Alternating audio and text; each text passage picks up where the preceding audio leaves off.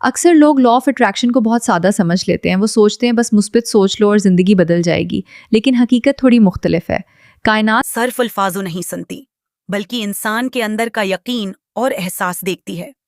मिसाल के तौर पर, अगर कोई बार बार कह रहा हो मेरी जिंदगी बेहतर हो रही है, लेकिन दिल के अंदर ये यकीन हो कि कुछ नहीं बदलेगा, तो असल सिग्नल वहीं जाता है।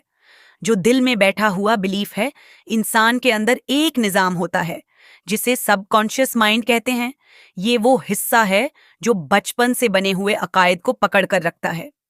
अगर किसी के अंदर ये बिलीफ बैठ जाए कि मेरे साथ हमेशा बुरा ही होता है या मैं खुशी के काबिल नहीं हूं, तो फिर वो इंसान अक्सर वैसी ही सिचुएशंस अपनी जिंदगी में देखता है।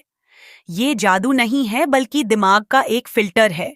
दिमाग इन्हीं चीजों को नोटिस करता है जो इसके बिलीफ से मैच करती हैं। दूसरा हिस्सा लॉ ऑफ अट्रैक्शन में सिर्फ सोच काफी नहीं होती, एहसास और अमल भी जरूरी होते हैं। जब इंसान किसी चीज के बारे में सच में शक महसूस करता है या उम्मीद महसूस करता है, तो दिमाग के अंदर ऐसे केमिकल्स बनते हैं जो उसके फैसले बदल देते हैं, और यही फैसले आगे जाकर जिंदगी की डायरेक्शन बदल देते हैं। इसीलिए मैनिफेस्टेशन सिर्फ सोचने का नाम नहीं है, बल्कि ये तीन चीजों का मिलाप है: बिलीफ, एहसास और एक्शन। जब यकीन बदलता है, तो इंसान के एक्शंस भी बदलने लगते हैं।